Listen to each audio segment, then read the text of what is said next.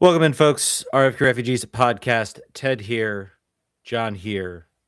The vibes are not great, folks.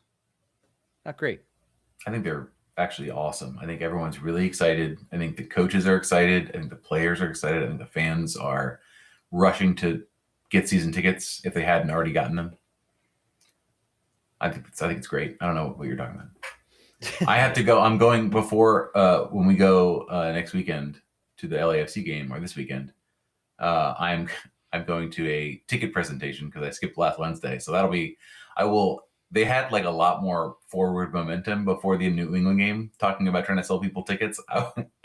I think after the last two games, it'll be interesting. Like, well, these tickets are very affordable, and next season there's less games, so it's even more affordable. So you'd be foolish not to purchase them, right? John, you're sporting a very, very nice looking jersey. Thank you. You bought that online, right? You weren't as the true only Richmond of this podcast, as some of our closest fan listeners have often called me the liberal guy from Richmond. I felt it was important that I go to the game and support the team.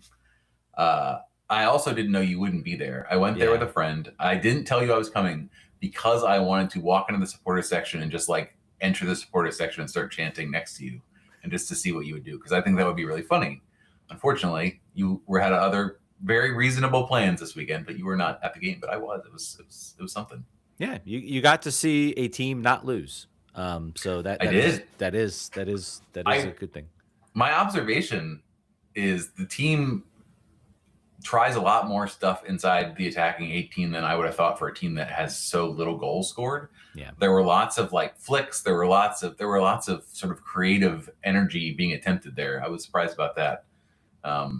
And the goal they conceded was kind of stupid. But I did also, I think the highlight that I'm sure everyone who's listening to this also had the two screens up and they were watching on ESPN Plus. But when Richmond scored the equalizer, what's the supporters group of River City Army? Yeah, the River City Red Army. Yeah, River City Red Army held up a giant white sheet that said "farts of pine" instead of "hearts of pine" for the mayor, and I was like, I love it. It's perfect. This is exactly the kind of energy that I was expecting and hoping for. Ted's been saying this forever, but now that it's coming from me, I do recommend you guys go check game out there. It is kind of interesting. It is very funny. It is there. It is like classic Lot 8 RFK type experience. Like that's what it feels like. I get some beer. Good beer. The price is $28 to get in anywhere and sit anywhere was a little bit more than I was expecting. I did, however, not pay for parking because we got there late. So we went into the preferred lot and they just like park. I was like, sick, excellent. That's what I'm talking about. Otherwise, based on those ticket prices, how much is the preferred parking if you are paying? I honestly have no idea. I bet it's like $60. I bet it's something insane. I park right down to like there really is no reason to pay for parking. There's plenty of options if you come within a reasonable amount of time. But glad you came down, guys. Awesome. Glad you got to watch us. You've been to more games than I have been to this month. It's the stars have not aligned as far as me making it out to games. But I will. September's going to come around. I'll be around. So. But now you and I will meet at Audi Field this weekend. So we will. I'm just soccer gaming all over the place. That's what I'm doing.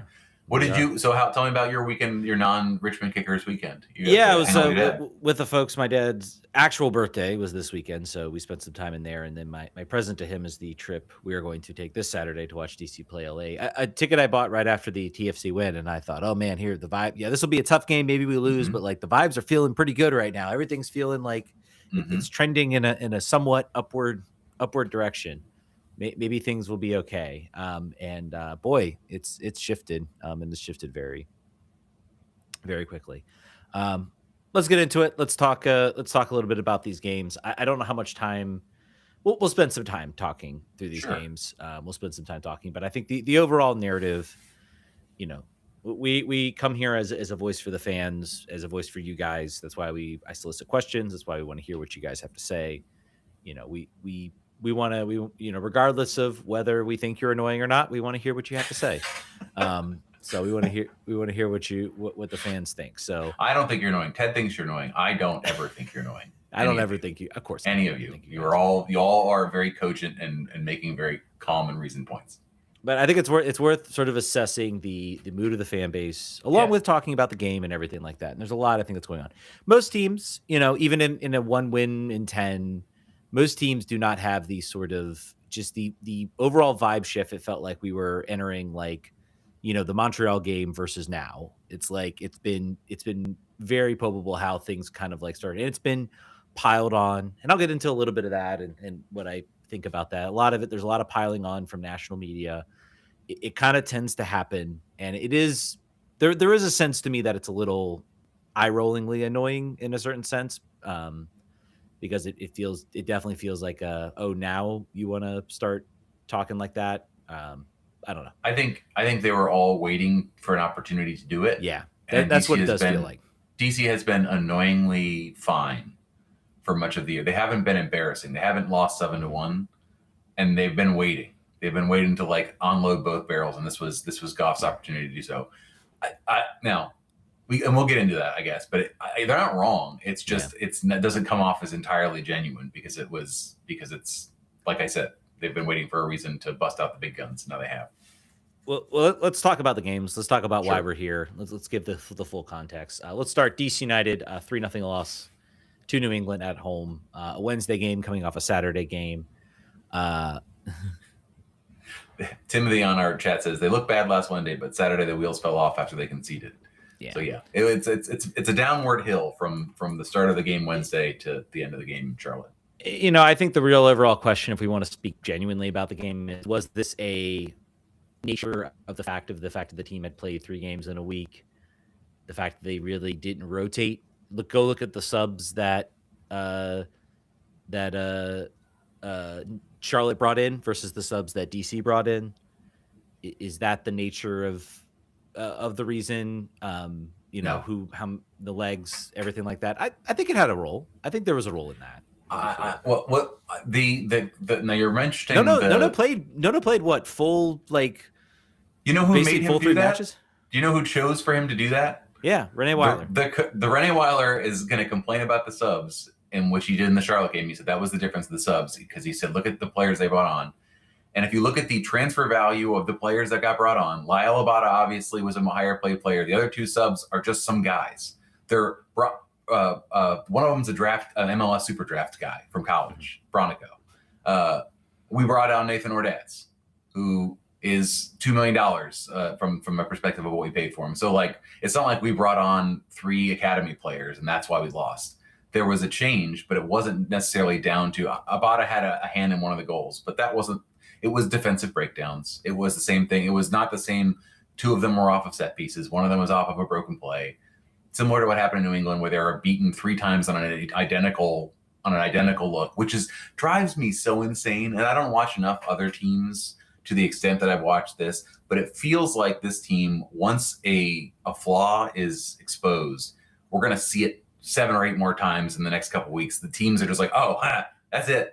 And then we don't fix it, either because we can't. I mean, it's obviously identifiable. Clearly there's like something but to have the 3 goals get scored by Youssef, who scored against no one else, who scores a hat trick against us, is very frustrating to have it happen identically like that. And I think the fans, as far as what happened that game, DC Denver looked.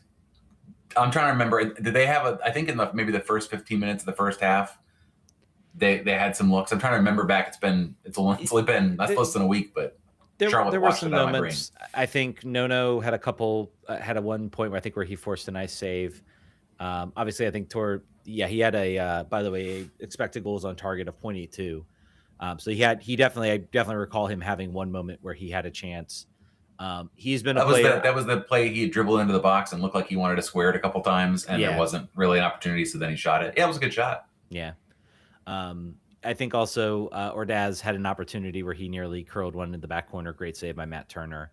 I think this was a game where DC, they lost on they lost on moments. They had 3 moments where they broke down, and they were unable to create any of those moments for themselves.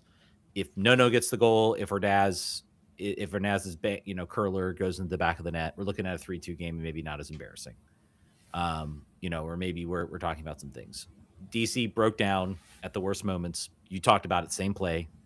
Yusuf just burned that left side. Kurokawa had, I think, one of his weakest games. He is trending downward very quickly. A player that almost looks like he's a player who's played every single minute of every single game, except for maybe a few minutes on the side of it. He's the man needs to sit down for a little bit, and he can't. I will say he looked a little better. It was a little bit of a bump against Charlotte. I thought he looked a little more clued in, despite the result. But overall, it's tough. I don't want to say he's done. He's toast, but no, he needs some time to recover and breathe and not play 3 games in a week. Yeah, after playing 20 the rest of the games so far.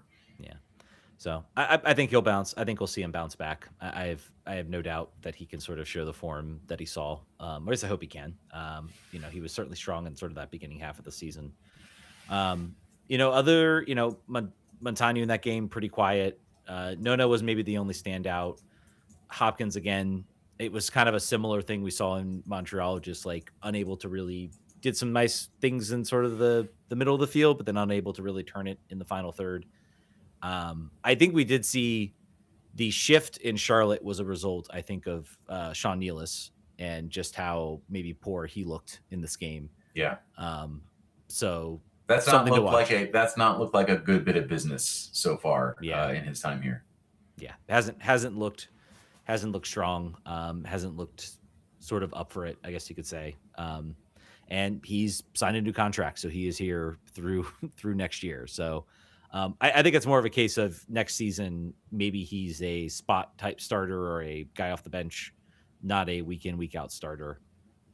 I think the common denominator between these games is who was missing in the back line.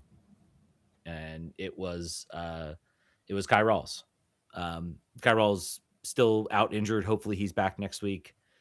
I think that has been the main thing. If you have to point to one thing, some people have some opinions on Kyle Rowles, and some of them say he's not as good as you think he is, or some people don't seem to think he is. I think there's an absolute reason why. Watch by his absence every single time you miss him. Tracking runners it's over. We just don't do it. Yeah. So hopefully he's back next week. But definitely been a missing piece on this roster. I think the biggest difference, and I think we'll get into this, maybe I'll get into this a little bit. Jack Harrison just absolutely torching, looking every bit worth the money that New England paid for him. It's a rough home game, a rough result. Definitely it was when the vibes started to turn. And then I think the Charlotte game was when the vibes completely just started to shift downward. Any other moments, things you can think about from that game? I don't know. It was an average performance, and they lost on moments. I don't know how much you can really talk about. They lost on the same moment 3 times, which we've already mentioned, but I think it's certainly one of the more frustrating things. Yeah. I'm trying to get the exact quote. I think the thing that has been in my craw, and I want to find the exact quotes because I don't want to misattribute them. But Renée Weiler has his post-game press conference and talks about the game. And, I think generally his press conferences have been the thing that I have liked about him at the onset of this season is that he was very honest about sort of the shortcomings and how far this team needed to go. And at the time, at the beginning of the season, I found that to be endearing just from the perspective of being tired of, being peed on and told it's rain, just like we've been here forever and we've seen it forever and we've just been told that it's just this far away. And then he stopped doing that, and I appreciated it. But then at a certain point this year, I think it has turned into a bit of a crutch, a bit of a deflection. I've never heard him take responsibility for a bad game plan, for a poor substitute, for not changing the game the way he wants to. It's always deflected either to a player's individual performance if it's going negative, that they're not playing for the team, or it's been an excuse about the fact, look how far we are. We have a lot more to go. Here we go. Full quote. at the end, it has to be very well connected in our team. So I heard some frustrations from the fans, but I have to remind them that maybe they ask maybe too much. And I remember that some people told me that we had too many draws, and I told them, you're crazy because all games are so tight. And I repeated again where we are coming from. And today, of course, it wasn't the best game. But without any doubt, I repeat, the better team was the opponent and not DC United. So maybe we are on the way to becoming a really strong team. We are much better today than we were, but the way is a little bit longer than some people think, and maybe they should be more patient and more objective. I am not here to give the man media training or do the job of the comms office and try to maybe guide him away from at least that last sentence about being more patient and more objective. This fan base, for the most part, has been extremely patient. I mean, some people haven't been, but they have been. We've been waiting at the altar here for quite some time, and I think it's not crazy to expect the team to put up a fight against the Revs with the roster that they brought out, Jack Harrison aside. The guy who scored 3 on us is a player that could have been had by anybody at the start of the season. It's not like this was a big transfer. This was a big concern. The fact that the team just had no offensive threatening of this club and they look so defensively inept, I think warranted frustration. And I don't think it was. So when he cast New England Revolution as clearly the better team won today, clearly, and we are not there. We're nowhere near there. If you look at the roster, I don't necessarily think that it's that inherent. I don't think the Revs are Inter Miami. I don't think the Revs are Nashville or a whole bunch of other rosters if you look at this team. So I think that he is. I don't know if it's internal pressure. Maybe he doesn't feel pressure. Maybe he doesn't care. Like maybe that's not like a concern that he's thinking about. I would not point any of the frustration back towards the fans after that performance or just sort of where the team's at. I think, Ted, you may feel a little different. I don't know if I feel necessarily different. I don't think I think someone needs to certainly inform him that, it's tough. It's tough to say, like, when you haven't been here. Like, this is, I think what fans are feeling right now is, I think you talk to people who maybe follow this team, who have followed this team all season, you would say that this team is better than they were last year. I think that's a doubt. They've had some misses. Nealis is a miss. Nono looks good. Kurokawa has some good moments, maybe a little bit of a struggles as this far. Baribo, certainly he's right up there in the Golden Boot race. Good signing. So I think you can look at there have been some steps forward. I think the overall message to fans, and I get it, is like, how much more patient are you asking us to be? And we'll get into it a little bit, maybe a little bit later. I want to maybe hold that for a little bit later. But no, the conversation was 3 windows, and then we're there, and then 3 DPs, and that's what we're going to do. And that wasn't what happened, either of those things, or at least one of them isn't for sure. And I mean, let's just look, and this is where I'm getting into my biggest thing about this team, and my biggest frustration with this team is this window feels like an absolute missed opportunity. You were sitting there right in 9th. You were sitting in a playoff spot, and you knew you would have to be naive to think that there were going to be teams out. Everybody was going to stay pat. That everybody was going to, that wasn't going to try to make a move.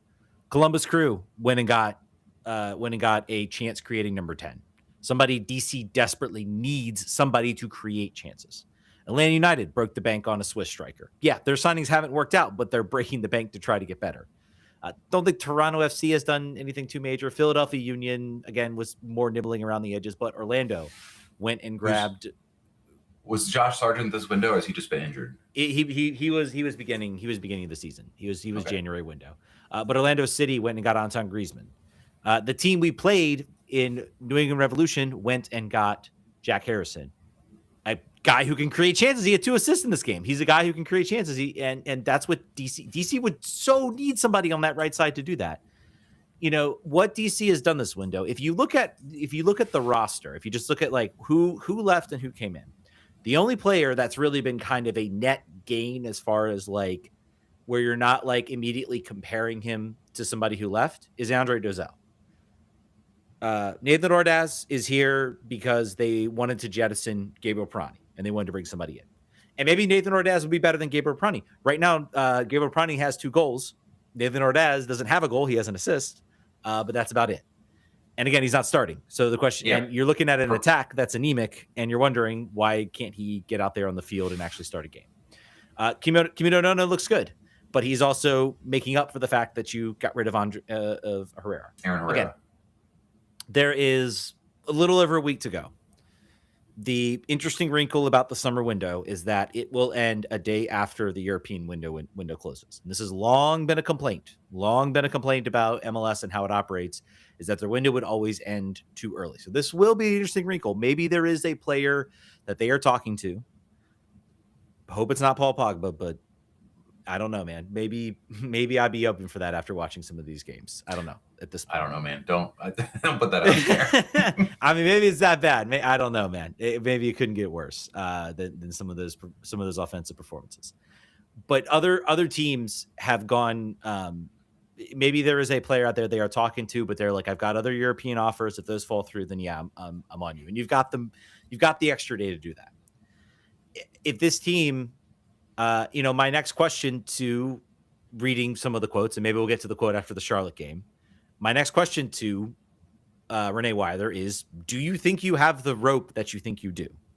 Do you think you have the rope to survive this year if this team misses the playoffs? Do you? Because so far, if other coaches have met the, and maybe you do. I mean, come on. I mean, they held on to Lassane after his first season. They held on to Lasada after his first season when they didn't make the playoffs. So maybe you think you do. But I don't know, man. I mean, you're not going to get much rope after that. And, even the sprint season, which is going to be funky, got to feel like it's got to be a runaway success. Otherwise, I don't know. I think he has rope because he is as advertised. I think that he has had a reputation of being plain and honest about what the team needs, and sometimes that rubs the team the wrong way. If ownership is surprised that he's saying the things that he's saying, then they're stupid, because he's done it every place he's been, according to the sort of the news perception. I think he has the room because the expectations are elevated, but they're not. I don't think the spend has been high enough where the ramifications will be instant. If they had spent $40 million. If we had set transfer records, you set DC transfer records for the we have, but like I think that they still understand that they're still playing in the baby pool for the most part when they do that. Like it's not like these are not economically disastrous decision making that they've done.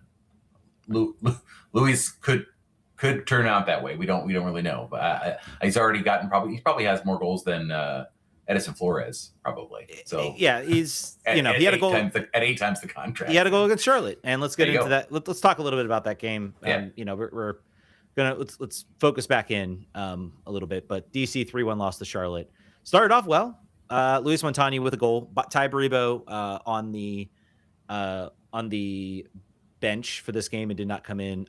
That might have been just rest. I do find it interesting. I would have to go look. I'm pretty sure most of Luis Munteanu's goals have come when Ty Baribo, or his positive play has come when Ty Baribo has not been on the field. That'd be a good analysis to do. I don't know. Yeah. That's interesting. Yeah, it's 6 goals. It would be awful if that's true, by the way. That would be very bad news because then you have your 2 best players who can't play together. He has 6 goals and 1 assist right now. So I don't know. I don't think he's been disastrous. It's certainly been room to improve. So needs to find maybe a way to play with.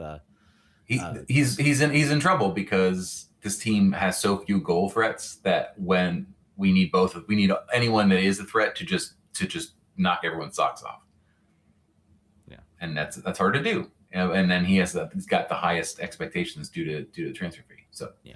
But I would say from this game's perspective, the first half, if you missed it, you missed nothing.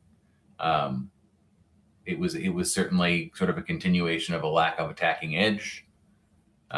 We were not being opened up like a can opener the way we were against New England, but nonetheless, that we had an opportunity for that later in the game.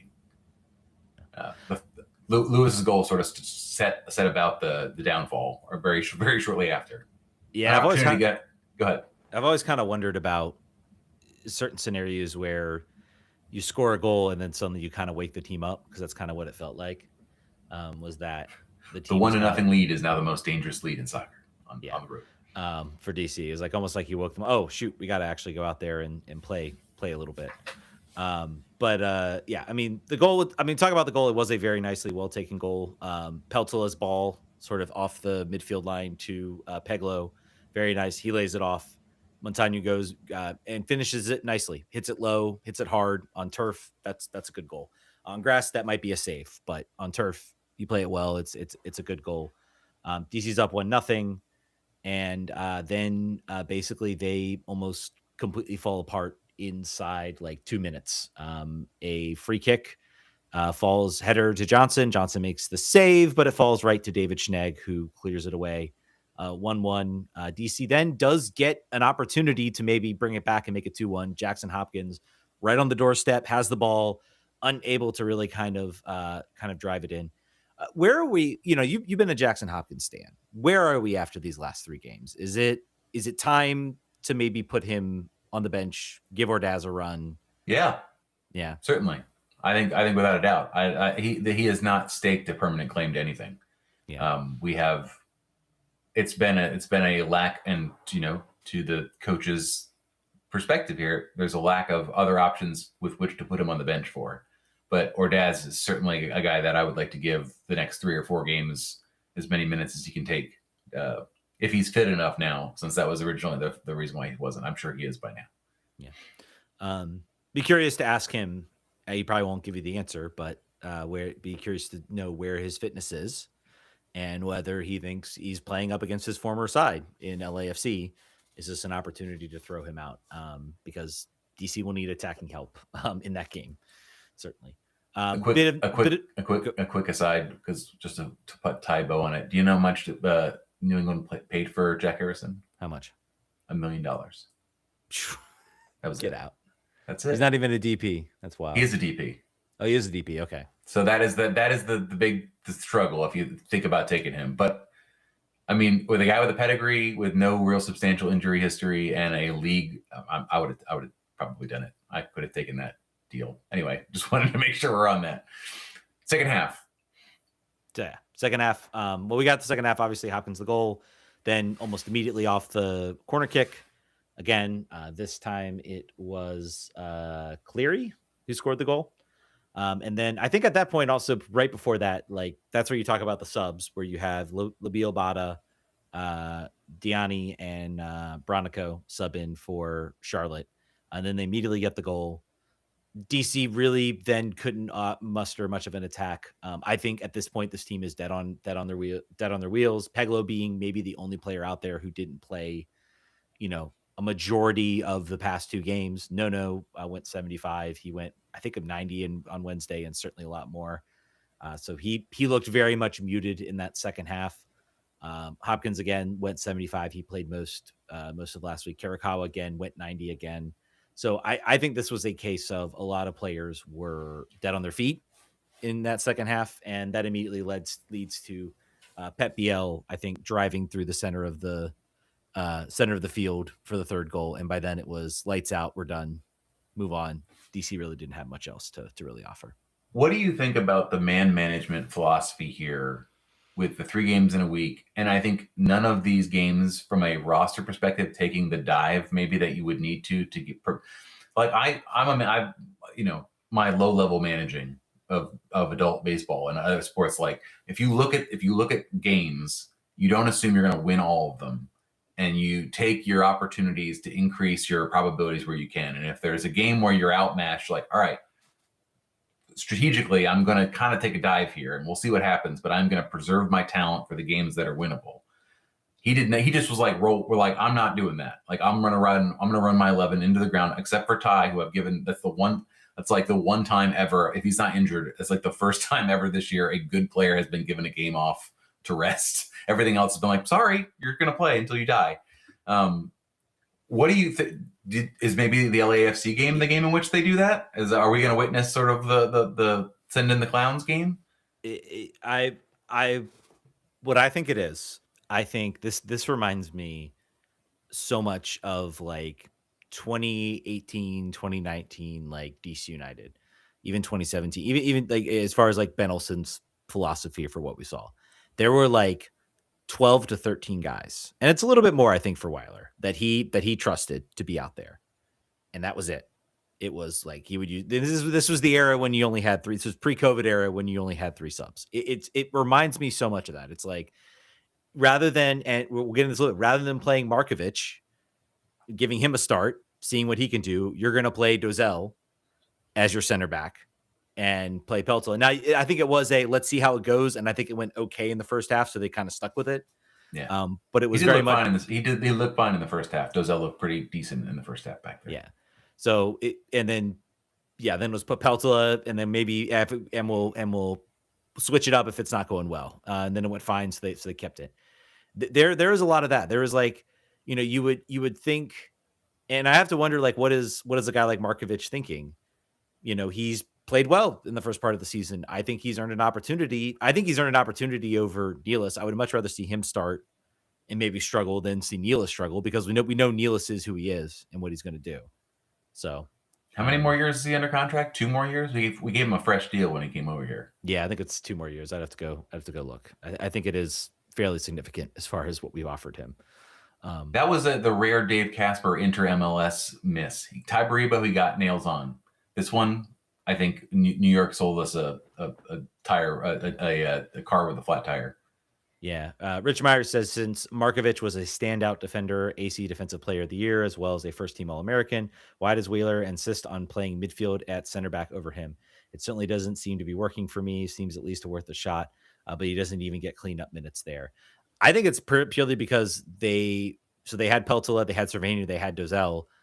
They've had their center backs. They've had their central defensive midfielders out there playing center back, and he's not been willing to sit either one of those players. He's just been kind of cycling him through over these past few games. And so when you're subbing him in, that's where he's going to want to do it. He also says found the problem, and he posts a picture of Dave Casper. I don't think Dave Casper is the problem here.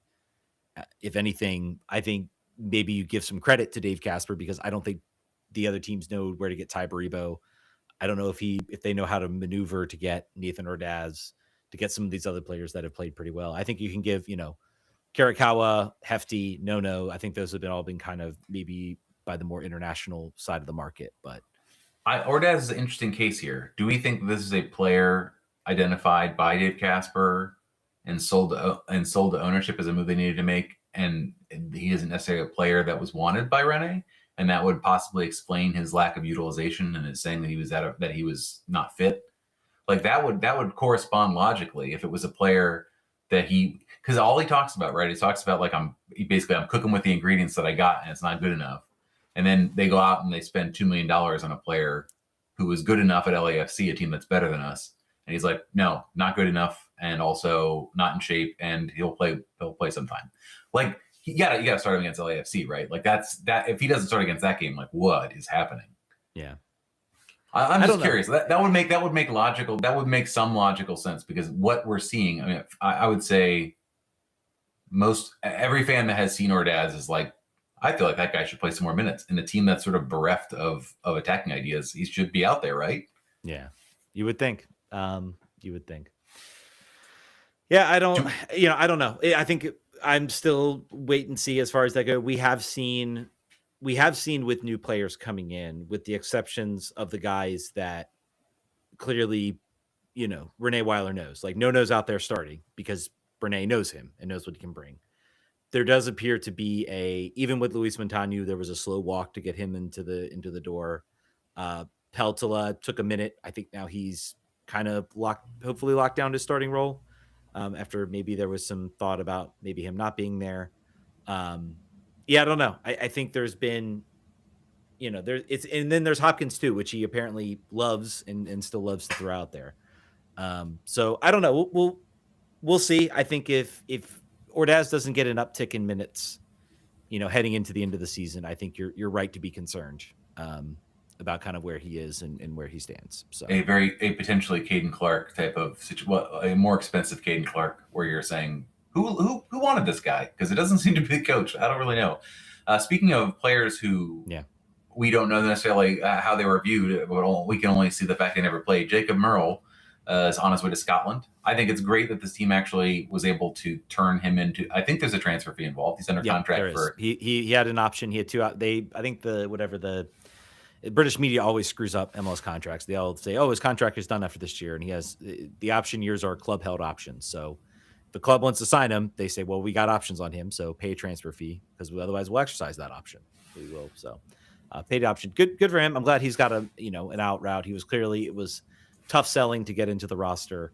I think even with the bereft of attacking options, I think he had a couple good moments, but I think it's very clear that he was a good 2 to 3 years maybe to be a player, and I don't know if the team could afford to wait that long. If a team came in and wanted to offer a transfer fee for him, I would say, yeah, go ahead. Absolutely. This player probably so far the biggest casualty of war in the no MLS Next Pro having thing. This is probably if you do the postmortem on this years down the road, you're going to say that this was a player that came in from Georgetown with a spark, with some wind tools behind him, and he went nowhere. He didn't get a chance to develop, and then when he wanted to get called on, he wasn't up to speed or wasn't. Sometimes he was a right wing for previous coaches. Sometimes he was a 9. He never really seemed to have a position. So maybe he wasn't a fit, but also we never really got to figure out what he could be and what he could do because of the lack of minutes for him. So we'll see that he does in Scotland. That's Falkirk is where he is now. So that is some of our folks in Discord are familiar with that club and maybe have even seen games there. So good for him.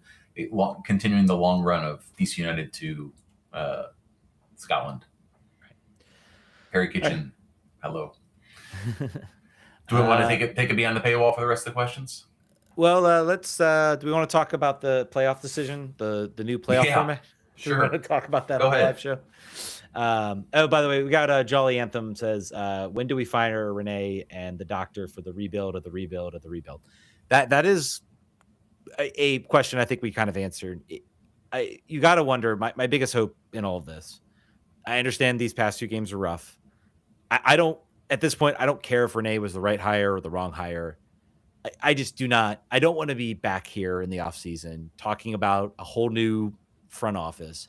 I mean, the owners have to at least live in some reality to understand. And I hope they understand this. If you fire Renee, if you fire Dr. Sogut, what message are you sending to anybody else who has any other option for a job?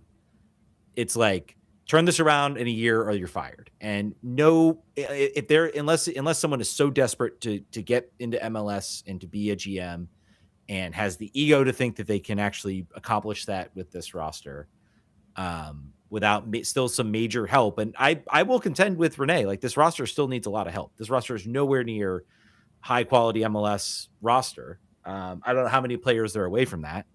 At least a couple. I think they're closer than they were to the start of the year, but I think they still need some help to get there. But the biggest thing I say is like, please, you know what's behind the door. You got 2 options. Either you keep Renee and you keep Dr. Sogut, or you fire both of them and you are right back where you were at the end of 2025. And it's like the cycle starts all over again. And I just hope that this is like, let's just see what happens. Even if it blows up 27, 28, most of the players you signed have already out of their contract. You're pretty much going to give a new GM a clean slate. And at least you show that they have some possibility. He is actually only under contract through 27. So that means that's the sprint season, right? Is he just through the sprint season? Yeah. Renée Weiler is contracted through the 2027 season. But was that before they made the change or before they announced the move of the schedule? It was before they announced it, but I'm curious with that in mind. I guess we can find that out at some point. Well, the largest financial commitment, but it's saying through 2027. Oh, I don't pay for Washington Post anymore, so I can't get the article. I'd be curious. So this was made July 16th, 2025. It would have been before the announcement for the season transfer, because that definitely happened like early. The calendar switch was announced like, late, January. So it was definitely before he do that. Yeah. So through the 2027. So probably is through, December.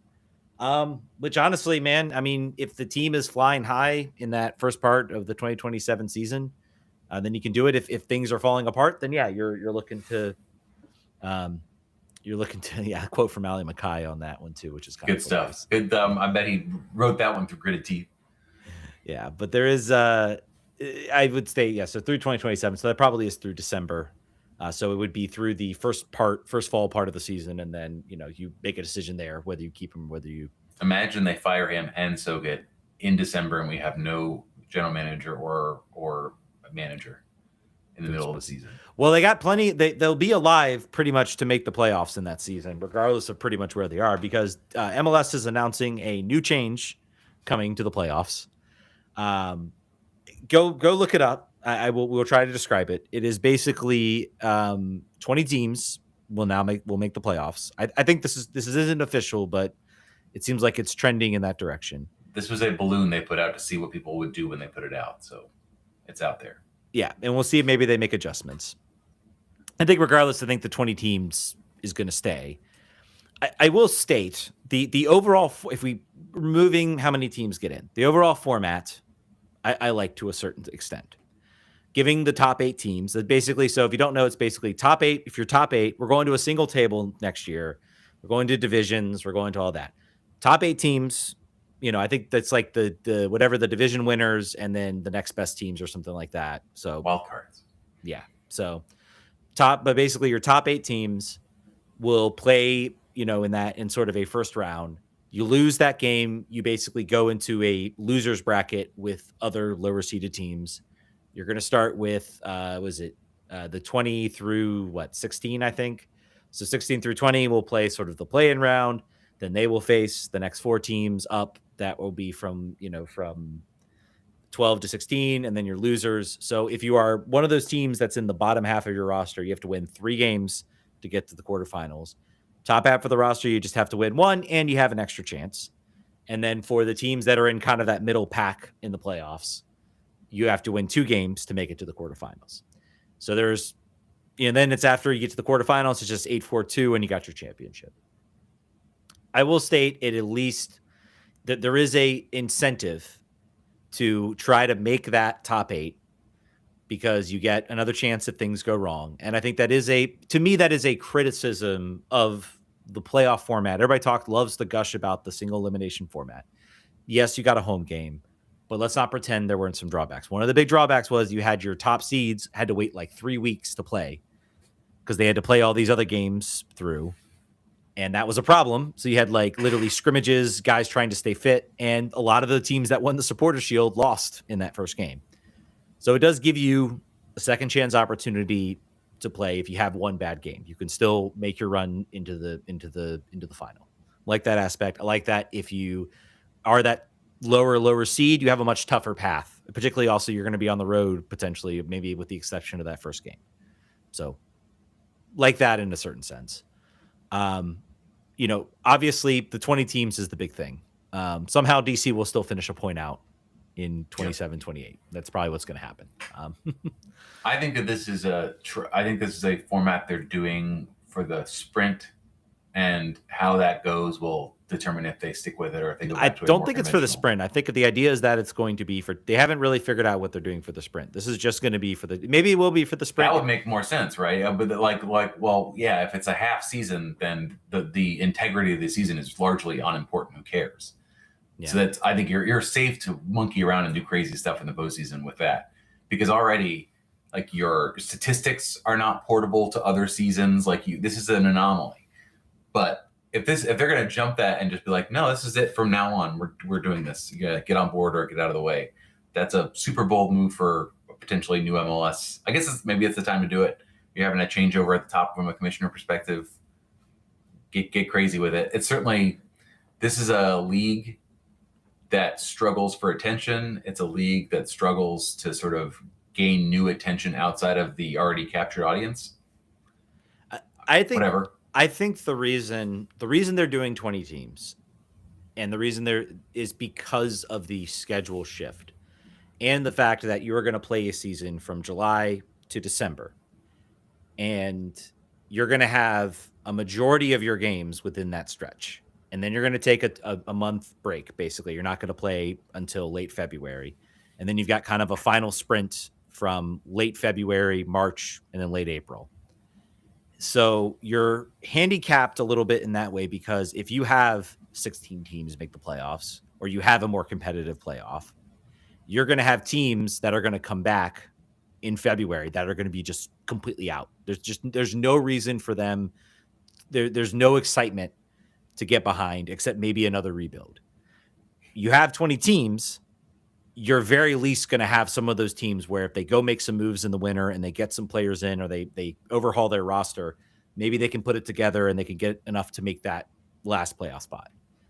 That's the big, and also, and I get it. This league struggles.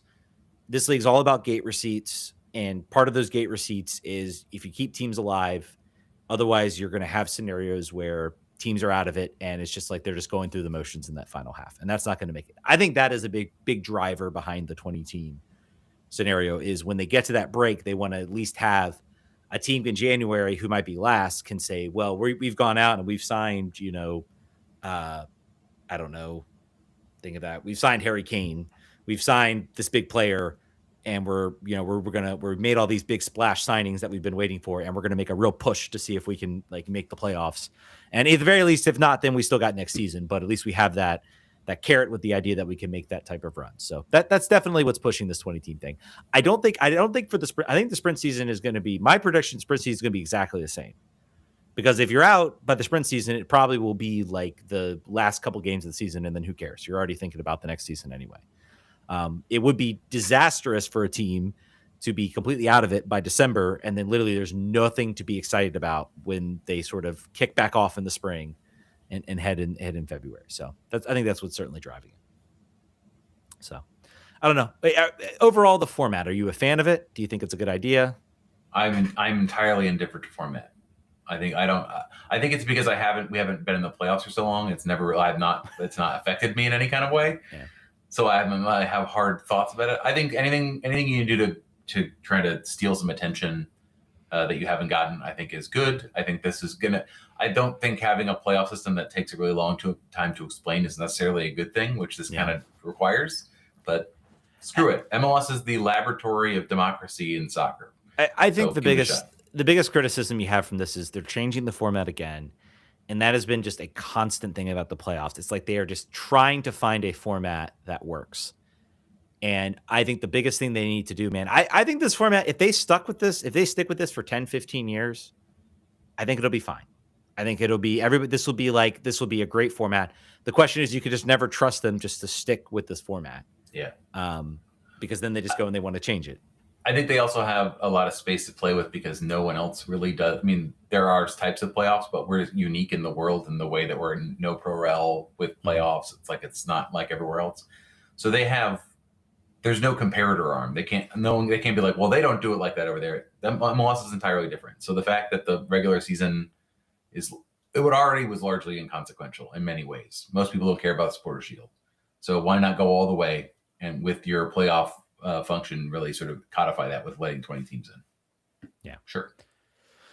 I don't know. I wish it could be. I wish there was a scenario where you could not have so many teams and maybe it'd be a little more exciting. But so I understand the criticisms. I think this is the way they're looking at it. I think if the TV deals get better, I think you'll see them maybe start to pull back a little bit because they'll, it won't matter if attendances are bad. They've got, a TV deal that kind of makes up for it. That's why a lot of the other sports can get away with empty stadiums and everything like that, because they have a playoff format that works for them. So I think